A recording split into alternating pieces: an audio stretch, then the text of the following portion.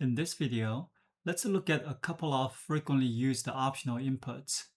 The first optional input is the analysis period. Coming back to the windrows example, if you want to analyze the wind by season, you can use the analysis period component to filter the season.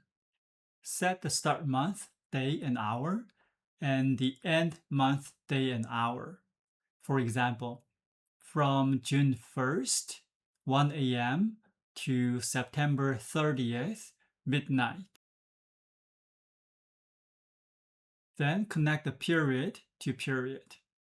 Now you can see that during this time frame, the wind mostly comes from the south.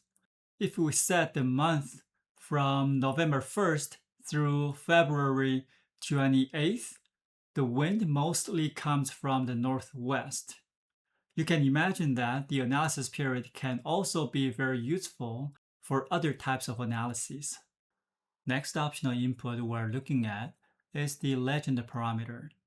For this example, I'm using two different locations for comparison to demonstrate why legend parameters are necessary.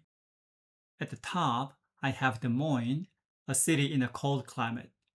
At the bottom, I have Phoenix, Arizona, a city in a hot climate. I'm using the hourly plot component to visualize the dry bulb temperature distribution. Because both plots are using the origin point as the base point, the plots overlap on top of each other. Let's set the base point for Phoenix at a lower point. Now the two plots are better located on the screen. At first glance, the color distributions for the two graphs are very similar.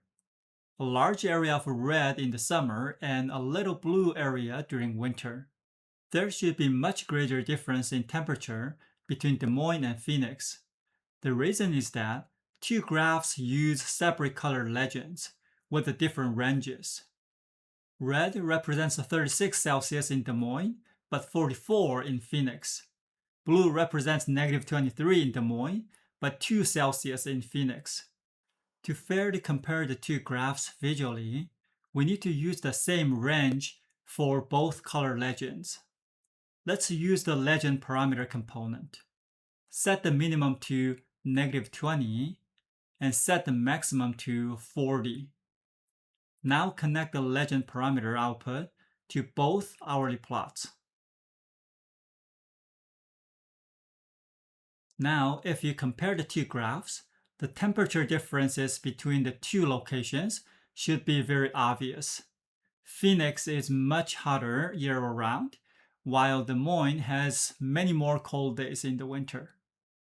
Next optional input is HOI, which stands for Hour of Year. There are 8,760 hours in a typical year, meaning a non-leap year with 28 days in February. So HOI is an integer between 0 and 8,759, with 1 representing January 1st, 1 a.m., 2 representing 2 a.m., 8,759 representing December 31st, 11 p.m., and 0 representing the midnight turning into the new year. You can use the HOI to date time battery to convert the HOI to date and time.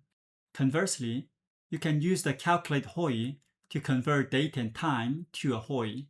As you can see, the HOI for the summer solstice at noon is 4,116. Other outputs show day of year and actual date and time. Let's use the sun path diagram for Des Moines to further explore how to use HOI. If I connect a single integer to HOI's input, for example, 12, which is January 1st at noon, an X mark appears on the sun path, representing the location of the sun. You can also feed a series of HOIs, for example, the first 1,000 hours of the year.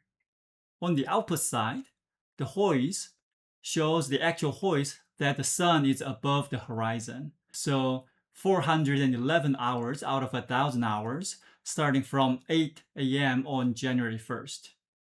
The vector output shows all 411 vectors coming from the sun to the site. We can display the vectors using vector display component, using the locations of the sun as the anchors. The vectors are too small because they are unit vectors. We can make it larger using the amplitude component. Now you can see where the solar radiation is coming from during the hours of the year we are investigating. Another useful optional input is the conditional statements. Let's use the wind rows for Des Moines as an example. This time, instead of only using wind speed for the data input, let's use a merge battery for dry bulb temperature, relative humidity, and wind speed. Temperature and humidity will be used as the filtering conditions. Once you connect the three variables to the data input of the wind rows, you'll see three wind roses appear on the Rhino viewport, which shows the wind direction by each of the input data parameters. Let's zoom into the third one, which shows wind direction by speed. As noted at the bottom of the metadata, each quadrilateral shape represents 50 hours. Now, assuming you want to naturally ventilate the building when the outdoor temperature is between a certain range, for example, 15 to 23 Celsius, you can set a conditional statement. A is between 15 and 23 and connect it to the statement input. For an unknown reason to me, when you use the conditional statement, the size of the wind rows sometimes changes in the Rhino viewport. Let's zoom to where the wind roses are. Now you can see that the total hours of wind fitting the condition dramatically reduce. Each of the polygons still represents 50 hours. When you use a conditional statement, we use the letter A to denote the first data input, in this case temperature. We always use the letter B to denote the second input, which is humidity in this case, and letter C for the third input, which is wind speed. You can extrapolate the rule if you have more inputs. For this example, you can filter wind direction by humidity between 20% to 80% using the statement 20 less than B less than 80.